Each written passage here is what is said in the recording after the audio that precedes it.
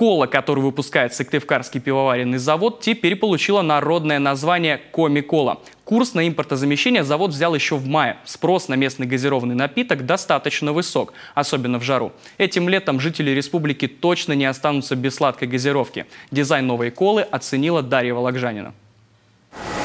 Исторический момент. По производственной линии Сыктывкарского пивоваренного завода сходят первые 1,5-литровые бутылки колы. Теперь уже под народным названием «Коми-кола». Без сомнения, теперь это наш новый национальный бренд.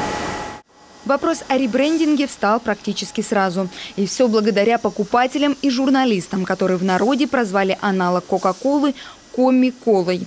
Жители республики стали писать в социальных сетях и звонить на пивзавод, призывая поменять название. И их услышали. Под новым наименованием уже выпущено 6,5 тысяч литров 1,5-литровой Коми-колы, более 20 тысяч литров по 0,5. Рецептура у нас осталась прежней, то есть вкус тоже у нас не поменялся.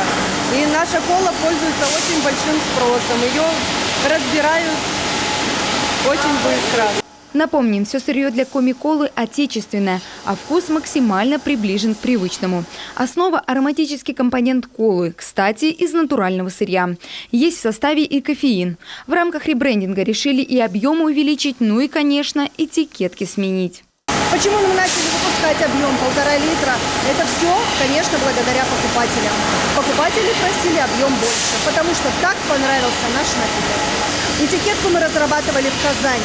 Типографии города Казани, которая печатает для нас именно этикетки на 1,5-литровые бутылки.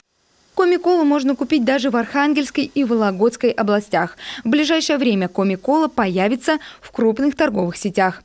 Дарья Вологжанина, Алексей Паршуков, телеканал Юрган.